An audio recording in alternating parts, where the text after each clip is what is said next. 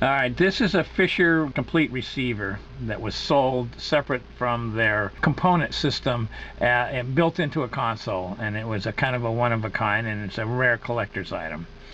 This FM has what's called a ratio, RATIO ratio detector. That's the method with which they extract the audio from the IF signal in the FM section of this unit.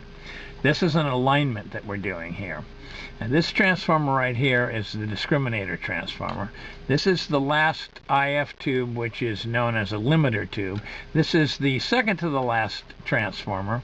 And this is the IF tube before that, which is known as the second IF tube.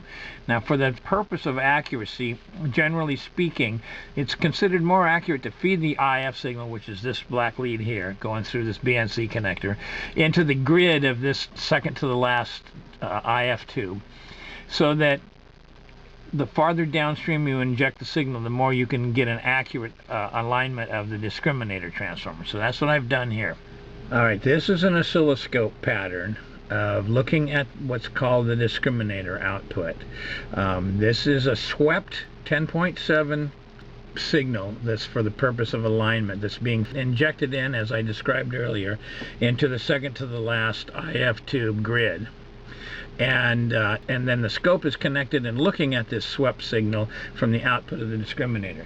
Now I'm going to adjust the discriminator coil and demonstrate how you want to center it. You'll see that it goes up, you'll see that it goes down. All right, the little squiggly lines that you see right there in the center, that's called a marker. I'll turn it up really high for a second so that you can get a picture of it. See those things right there? This is called a marker generator. That mark is 10.7 megacycles. So the object is to set the discriminator so that it's centered exactly at 10.7 megacycles with equal amount of signal going above and below. Now you can see, if you look really close, it's a little higher on the bottom than it is on the top. The discriminator's about in the middle there. I'm going to now adjust the bottom of the coil, and you can see that you can tilt it up and down. So the object there is you want the straightest possible line between the two, and that's about right. Now I'm going to go to the coil before it and do the same thing. I'm going to go for the equal amount on the top and the bottom, but also the line going down here from the top here down through the center to the bottom wants to be as straight and flat as it can possibly be, because that's considered to be the most linear transfer. Now you can see how you can tilt it. So I'm going to try to pick the center right here. Now we still have two more segments before this that we have to move the generator to complete the alignment. This is just the last two stages. Then we're going to move it upstream and do the first two stages. So that's about as straight and equal and even as you're going to get right there. That's a pretty, and actually by all standards for domestic stereo equipment, that's actually pretty darn good, really. I'm just fine-tuning it here a little bit. Okay. All right, so that's where I'm going to leave this for right now, and then I'm going to move it, and then I'll pick back up where I left off and show you the remainder of it, and that will perform the perfect IF alignment. Then the only remaining thing to do is do the RF alignment, which is to have 108 megacycles be 108 megacycles, and to fine-tune the antenna circuitry and everything so that it has the maximum sensitivity. You put those two together and you have a perfect working operating specifications. Okay, after having aligned the discriminator, I now moved, as you can see here, I've moved the connector and the little series capacitor up to the grid of the mixer tubes. This is the section where the radio frequencies get converted into intermediate frequency. At this stage now, I'm going to move back over and show you the scope, and we'll do the first two sections, and when that's done, the IF section will have been deemed to be completely properly aligned. Okay, as you can see, that's not such a symmetrical pattern now. So symmetry is the name of the game when you're doing IF alignments. As you can see, this is leaves a bit to be desired. So the first two sections, this is as I found them. At this point, we're going to twist it around a little bit and see what we see what we find here. Okay, now this transformer is the second transformer. And so there's 4 IF transformers. That we've already done number 4 and number 3, and now this is number 2 we're doing now. You can see now that when I turn this, it's already coming into play. a little better. However, there's an indication that there might be another stage before this that's off. I can just tell this has to do with doing this many times. So there's the actual flat part of the curve, and yet it's not centered.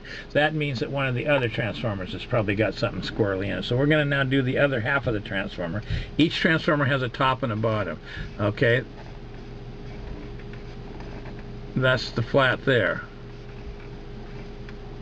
That's the flat there, and it's getting better. Okay, now this is the first transformer, the very first one right out of the mixer that I'm turning right now. That's the top half. This is the bottom half.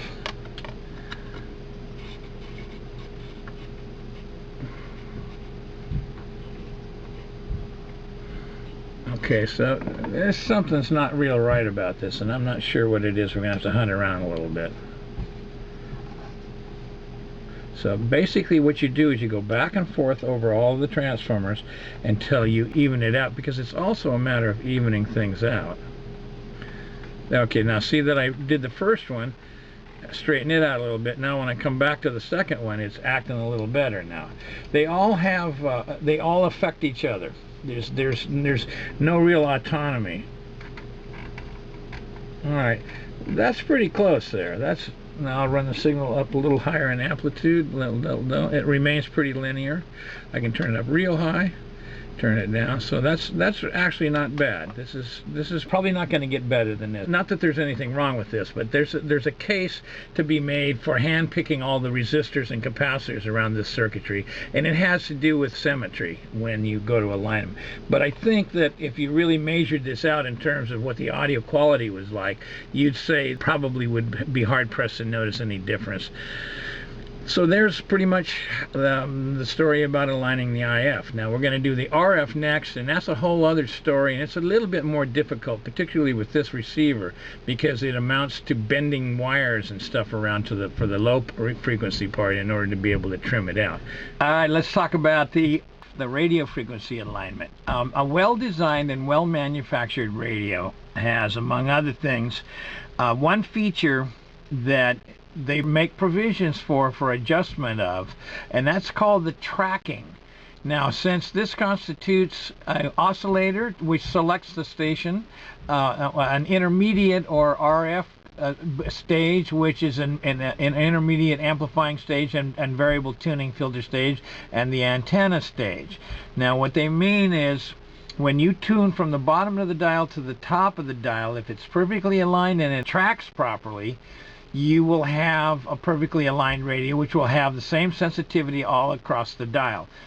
In doing so, when they build these sets, they put in provisions for aligning it at the bottom of the dial and at the top of the dial, and the presumption is that if it's been manufactured properly, it will track all the way up and down the dial, and that for the most part is pretty true.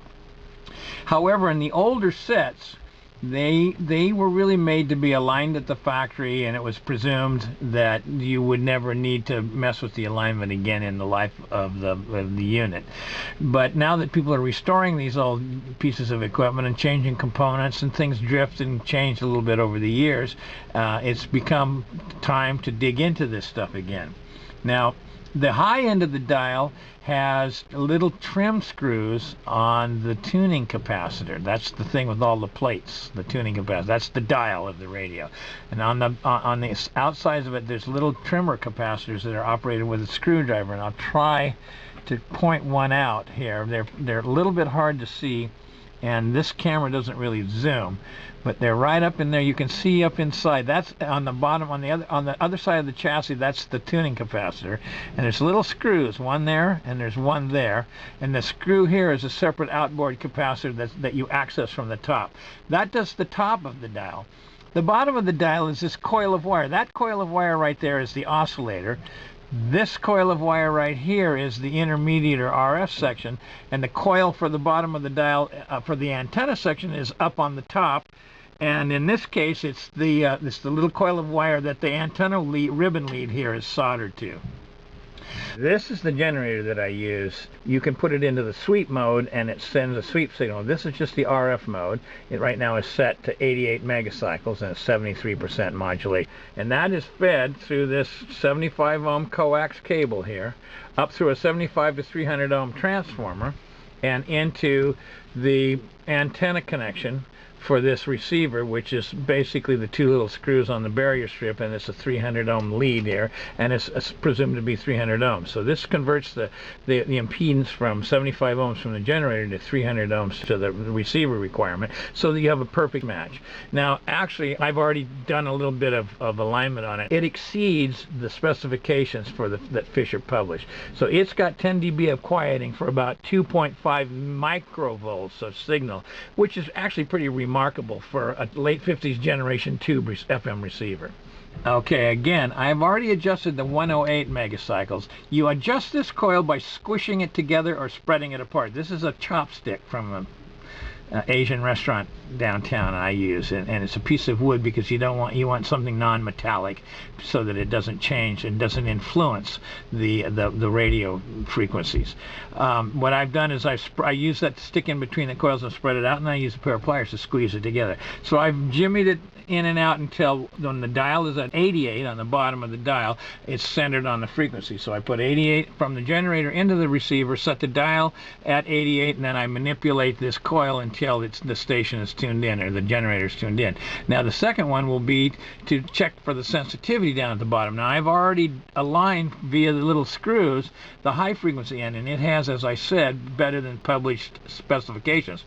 Not true with the low end of the dial. It's lacking, not a lot, but it's lacking a little bit of sensitivity. So we're going to see if we can't try to correct that. Now I suspect that the antenna coil on the top has been squished because it looks like it's squished together. So I'm going to probably, for the time being, leave this intermediate one alone and not squish.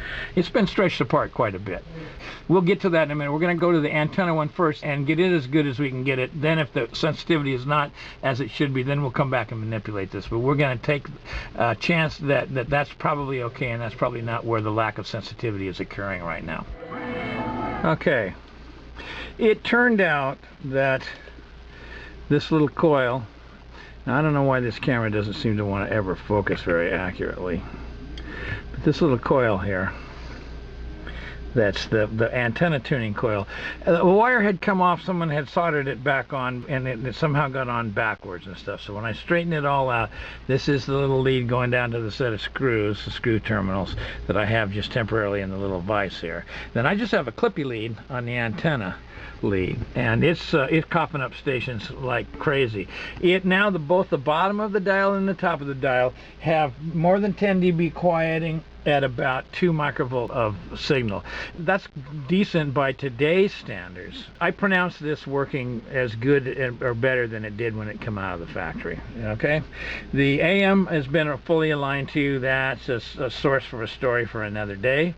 But it's basically the same process. It's just a little simpler and a little fewer steps, but it goes along the same lines. Ain't gotta say too much, I can read your body language. Ain't gotta say too much, I can read your